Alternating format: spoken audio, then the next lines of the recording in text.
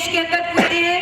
आज हम लोग ब्यूरोक्रेसी की बात करें तो बहुत ज्यादा रेशियो में आज ब्यूरोक्रेसी में भी महिलाएं हैं। IAS ऑफिसर बन रही हैं, IPS बन रही हैं।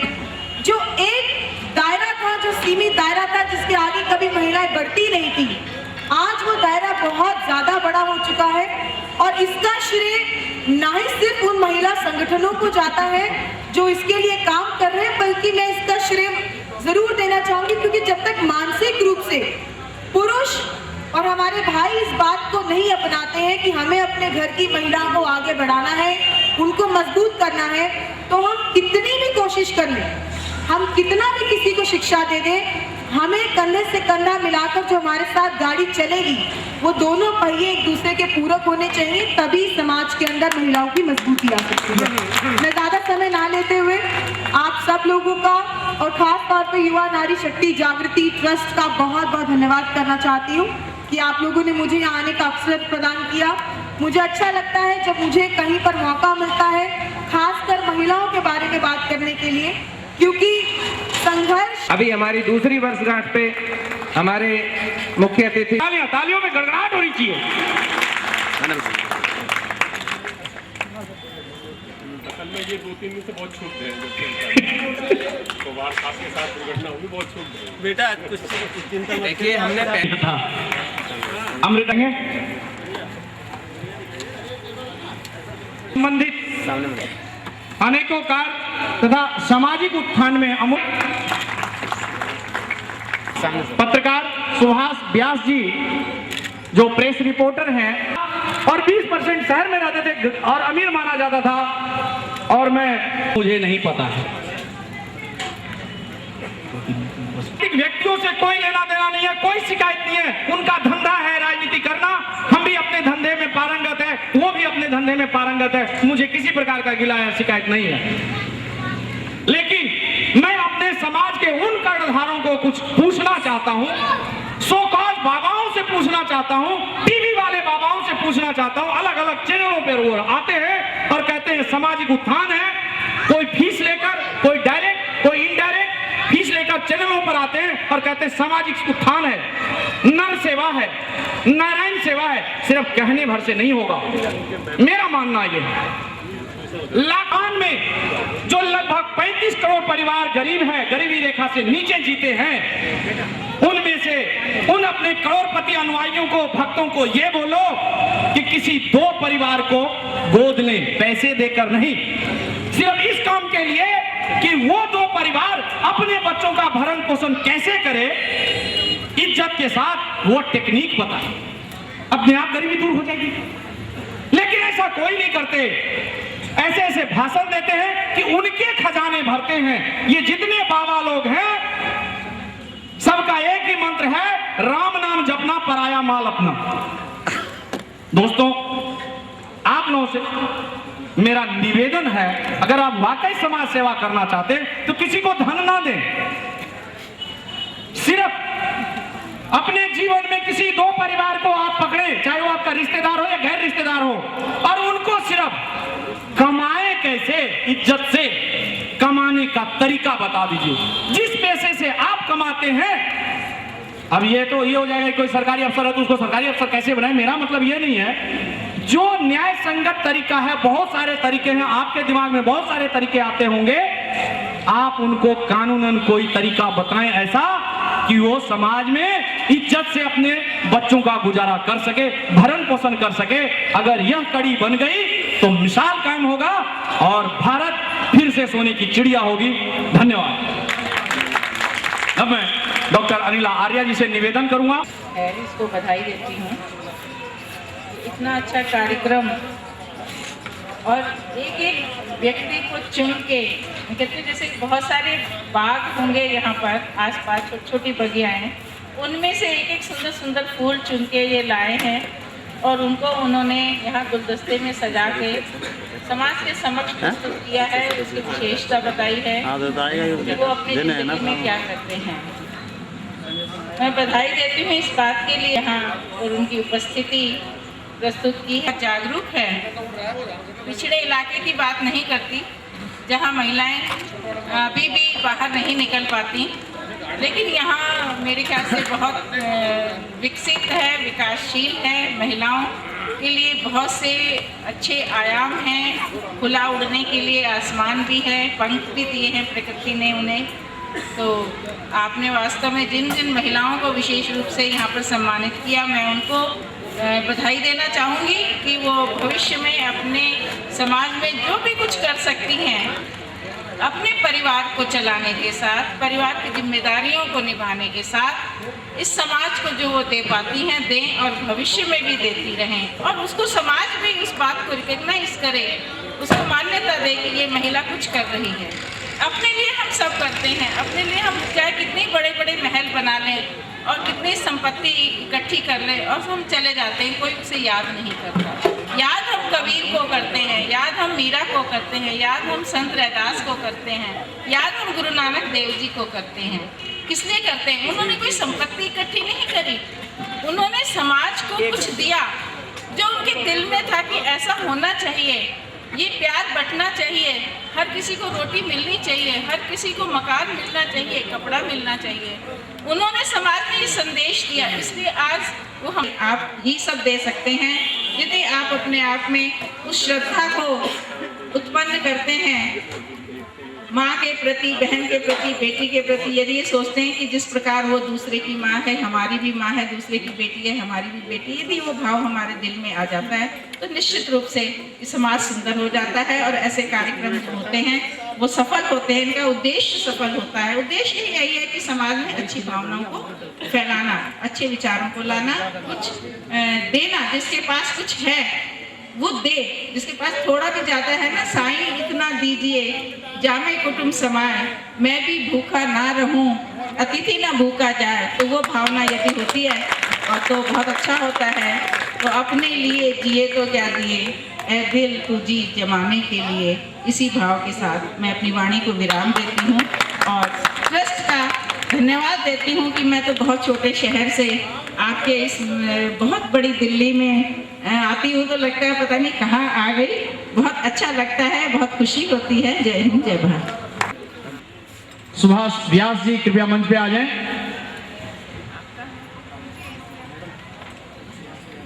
सर सामने डॉक्टर सुदर्शन वर्मा जी कृपया एक बार जोरदार तालियां। तालियों में गर्माहट कम हो गई है।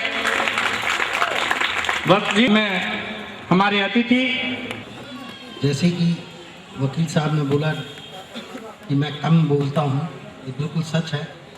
मैं काम करने में ज़्यादा विश्वास रखता हूँ। यहाँ पे क्योंकि उन्होंने बुला ही लिया है इसलिए मैं बोल रहा हूँ कि मेरे लायक जो भी सेवा हो, जैसे यहाँ मैं पहले भी आता रहा हूँ। यहाँ मेरा एक छोटा सा पहले नर्सिंग होम भी था, वहाँ पे भी मैंने इसीलिए यहाँ स्टार्ट किया था कि मैं लोगों की सेवा करूँ। लेकिन कुछ का ये रखना चाहता हूँ कि अगर किसी को किसी प्रकार की मेडिकल प्रॉब्लम है, मैं वैसे आँख का स्पेशलिस्ट हूँ। आँख के लिए तो जब भी कोई प्रॉब्लम है आप मेरे यहाँ, मैं विकासपुरी F485 में रहता हूँ, कभी भी आप आ सकें। जो लोग नहीं अफोर्ड कर सकते, इसके अलावा भी मेरे पास एक गैर सरकारी संस्था है। अगर किसी को और भी कोई प्रॉब्लम है, मैं उनके लिए खुद भी पर्सनली भी जाके दिल्ली के किसी भी अस्पताल में अगर उनको प्रॉब्लम है मैं उनको हेल्प कर सकता हूँ। तो बहुत कुछ ना बोलते हुए भी आप मेरी सेवाएं प्राप्त कर सकते हैं। मैं इसके लिए कोई किसी से कोई पैसे नहीं लेता। धन्यवाद।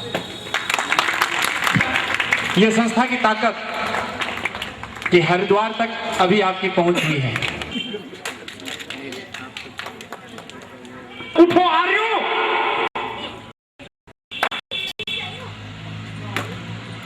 आगे बढ़ो, हम आपके साथ हैं। अब इसी के दोस्तों, कोई भी देश हो, छोड़ दीजिए हिंदुस्तान, अमेरिका, इंग्लैंड हो, कोई भी देश हो और वहां की कोई भी सरकार हो, किसी भी पार्टी की सरकार हो, वो तब तक सक्सेसफुल नहीं हो सकती, तब तक उस देश की तरक्की नहीं हो सकती जब तक उस देश के लोग, वो समाज, वो नहीं चाहता कि हम तरक्की करें। जब हम लोग चाहेंगे कि तरक्की करें, कामयाब तो सरकार की सारी कोशिशें नाकामयाब हैं।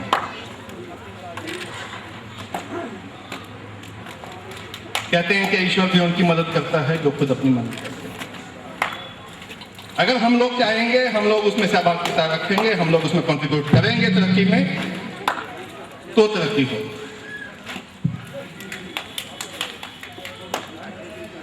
जरूरी नहीं है कि इसके लिए, इस कंट्रीब्यूशन के लिए, इस सहभागिता के लिए आपको कोई बहुत बड़े आंदोलन की जरूरत हो, कोई बहुत बड़े स्केल पे कुछ करने की जरूरत हो। आपके पास रिसोर्सेज बहुत हैं, आपके पास संगठनात्मक शक्ति है, तो ठीक है, आगे आइए, नेशनल लेवल पे एनजीओ बनाइए। थोड़े कम हैं रिसोर्सेज, स्टेट लेवल पे कीजिए। स्टेट लेवल पे छोड़िए, बहुत समय लगेगा। आप अपने मोहल्ले के लेवल पर भी सुधार कीजिए। छोड़ दीजिए मोहल्ले के लेवल के लिए भी आपके पास टाइम नहीं है, आप अपनी गली को सुधार लीजिए। और अगर गली के लिए भी नहीं टाइम, तो मैं कहता हूँ आप अपने घर को सुधार लीजिए। जब एक एक आदमी अपने अपने घर को सुधार लेगा तो पूरा देश तो अपने आप सुधर जाएगा। कोई जरूरी नहीं है बाहर निकल के आप बहुत बड़े लेवल पे समाज सेवा करें। आप लोग अपना अपना घर अगर सुधार लेंगे तो एक एक घर मिलकर ही ये देश बने। एक और मैं आप लोगों से निवेदन करना चाहूंगा, तो ये एक चेन देखिए कितनी बनेगी। इस चेन को, मल्टी लेवल मार्केटिंग आप लोगों ने बहुत सुना होगा कि कैसे चेन बनती है। इसको उसी तरीके से चेन सोचिए कि अगर एक आदमी एक निश्चय लेता है और उस निश्चय में सिर्फ 2 महीने में 2 आदमियों को अपने साथ मिलाता है, इस वचन के साथ कि आप भी 2 महीने में 2 आदमियों को अपने साथ मिलाएंगे, तो 2 साल में, 3 साल में आपका देश कहां पहुंचेगा। इस चीज को आप एक काम कीजिए, थोड़ा सा गेहूं चाहिए, आप शतरंज के दानों पर पहले खाने में 1 दाना रख दीजिए, दूसरे खाने में 2, तीसरे खाने में 4, इस तरीके से डबल करते जाइए। उन 64 खानों में जितना गेहूं आए बस उतना गेहूं मुझे दे दीजिए। तो राजा ने कहा, अरे तू पागल हो गया, तू जागीर मांग, तू 1 छोड़ 2 जागीरें मांग ले, मैं दे दूंगा। क्या तुच्छी सी बात कर रहे? कहता नहीं महाराज, आप मुझे बस इतना गेहूं दे दीजिए। तो उस राजा ने जब गेहूं रखना शुरू किया, शुरू में तो सोचा कोई पागल आदमी है, लेकिन जब 25वें 26वें जो जायज है मुनाफा कमाता है और टैक्स सरकार को देता है, वो उसकी देशभक्ति है। उससे बड़ा देशभक्त कोई नहीं। उसको कहीं जाकर बॉर्डर पर लड़ने की जरूरत नहीं है, कोई अलग से झंडा लेके चलने की जरूरत नहीं है। सिर्फ मामूली सी बात है कि जो काम हमें सौंपा गया है, अगर हम बिजनेसमैन हैं तो बिजनेस का काम हमें प्रभु ने सौंपा है। अगर हम नौकरी कर रहे हैं तो वो नौकरी का काम सौंपा गया, उसको हम ईमानदारी से करते रहे तो देशभक्ति है, देश तरक्की करेगा। तो मैं आप लोगों से यही निवेदन करूंगा।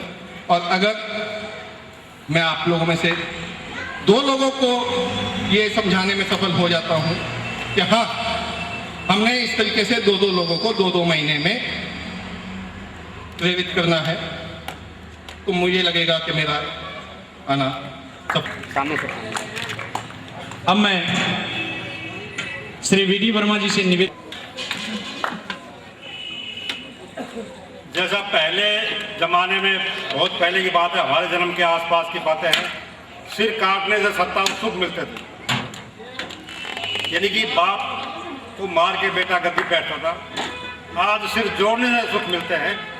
जितनी अधिक भीड़ होगी उतना ही सुख होगा, उतनी ही सत्ता में भागीदारी होगी। सत्ता का मतलब राजनीति नहीं है। ट्रस्ट में भी अगर नफरी अच्छी होगी तो ट्रस्ट आराम से चलेगा।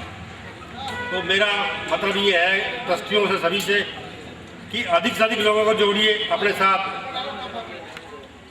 आप सबसे भी मेरी अपील है, अगर आप इस ट्रस्ट के उद्देश्यों से सहमत हैं तो आप अपने पड़ोसियों को बताइए, अपने साथियों को बताइए। और आप सहमत नहीं है किसी कारण से तो इनको आलोचना के बगैर काम बनता भी नहीं है। आप नहीं बताओगे तो ये सुधार कैसे करेंगे? जो भी कमियां हैं आप उसका बखान करने के बजाय इन ट्रस्टियों से बताइए, भाई आप में ये कमी है, इसको दूर करिए।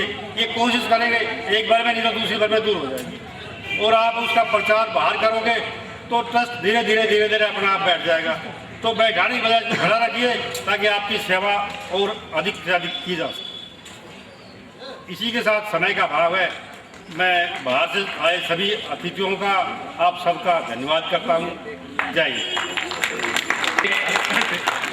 मैं प्लीज हेल्प मी, मैं 2 मिनट लूंगा। नहीं, अभी मैं आपको बताता हूँ। द्विवेदी जी जानते हैं कि मैं क्या करने वाला हूँ, बाकी कोई नहीं जान रहे हैं, और महेंद्र जी जानते हैं कि एक बार जिसको भगवान ने, अल्लाह ताला ने, ईश्वर ने दोनों हाथ दिए हैं, वो अपना दाहिना हाथ ऊपर करना, सभी करना। अब दूसरा हाथ भी करना, दोनों हाथ करने। अब अपने ये इस उल्टे हाथ को जो कवच का काम आता है, नहीं बजाना नहीं है, थोड़ा सा, मैं आप लोगों से बहुत छोटा हूं, बच्चों की जिद है थोड़ी सी, मान लो मेरी जिद मान लो, पंडित जी हाथ सर पे हाथ ना रखे, क्या सोच है, गद्दी तो आपकी है ही, पहले भी थी, हाथ ऊपर कीजिए। ये उल्टे हाथ में जो कि कवच है, रक्षा का काम आता है, ये सर रक्षा के काम आते हैं, इस हाथ को ऐसे टाइट कर लें, ठीक है जी। और दूसरे हाथ की उंगली से जब मैं एक बोलूंगा इसमें एक मारना, जब दो बोलूंगा तो दो उंगली को मारना, जब तीन बोलूंगा तो तीन उंगली मारना, और जब चार बोलूंगा तो चार उंगली मारना।